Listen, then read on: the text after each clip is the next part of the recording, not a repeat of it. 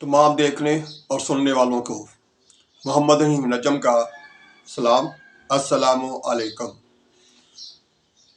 सबसे पहले आप लोगों का बेहद शुक्रिया कि आप वक्त निकालते हैं और वीडियो को देखते हैं, और ख़ास तौर पर इस नीयत से देखते हैं कि हम अमल भी करेंगे, क्योंकि अमल से ही पाकिस्तान में बेहतरी आ सकती है।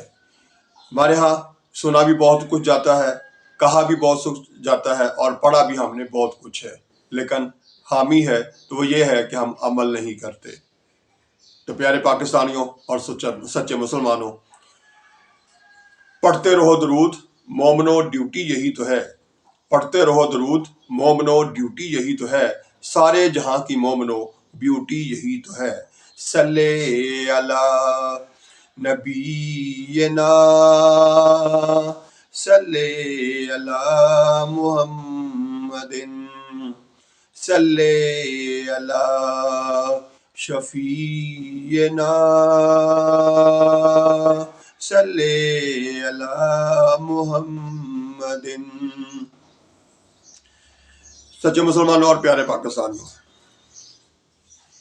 इस अहद के साथ, इस सोच के साथ आज भी हम सुनेंगे भी, जानेंगे भी, और उसके बाद अमल करने की कोशिश के साथ आगे बढ़ेंगे।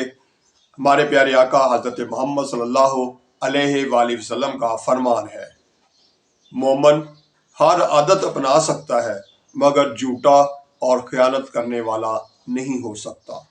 मसनद इमाम अहमद, हदीस नंबर 22,232, 2232।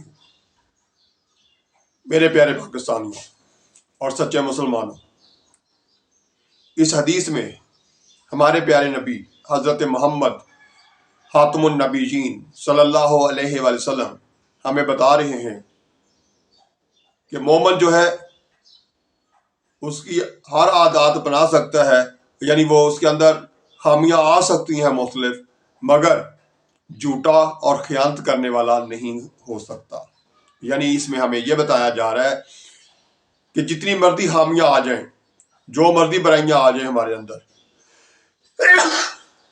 सॉरी जी, जितनी मर्जी हमारे अंदर खामियां आ जाएं, हमारे अंदर बुराइयां आ जाएं, मगर झूठा और खयानत करने वाला वो हम में से नहीं हो सकता।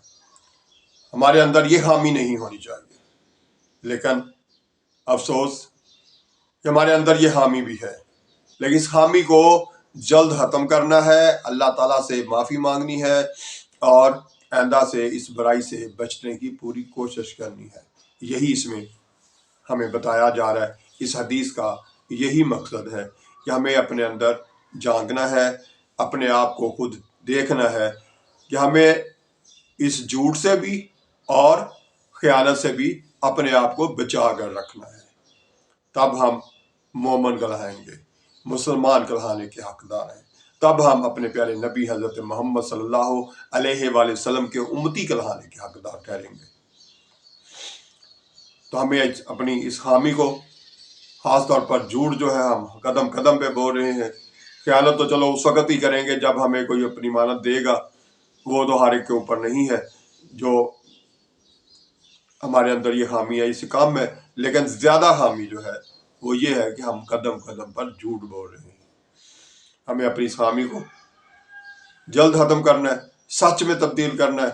हम सच बोलेंगे, अपने आसपास के लोगों पर कभी अपना रवैया जब सच बोलने वाला देंगे तो उससे वो भी अपने आप को सच की तरफ ले आएंगे। अब आते हैं रोज़मर्रा की गुफ्तगू। उसमें वही बातें हैं जो हम रोज़ एक दूसरे को याद दिलाते रहते हैं। आप कमेंट्स में लिखते हैं जो दूसरों तक भी पहुंचती हैं, मेरे तक भी पहुंचती हैं। इसी तरह से मैं आपको याद दिलाता हूं ताकि हम इस खामी से जल्द अज जल्द इन बुराइयों से अपने आप को बचाएं और अच्छा पाकिस्तानी और वेरी गुड मुसलमान बनने की कोशिश करें।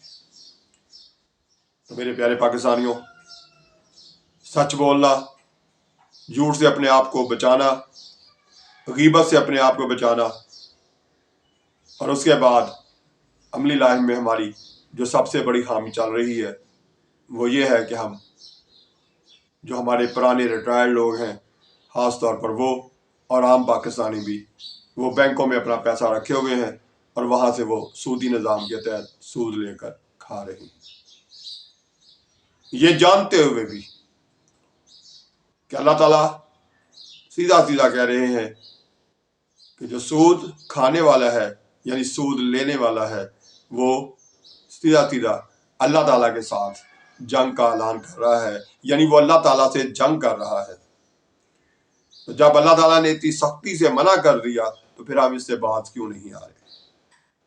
ہمارے اکثر لوگوں کے پیسے قومی بچت میں پڑے ہوئے ہیں، خاص طور پر جو امیر لوگ ہیں وہ سارا دن سوئے رہتے ہیں، آرام کرتے ہیں، اور مہینے بعد جا کے وہ سود جو ہے، جو پروفٹ جسے بڑے شوق سے ہم PROFIT پروفٹ کر کے بولتے ہیں، وہ ہم لاتے ہیں اور اس سے ہم اپنی زندگی کے معاملات جو ہیں ہمیں چلا رہے ہیں۔ اسی پیسے سے ہم نے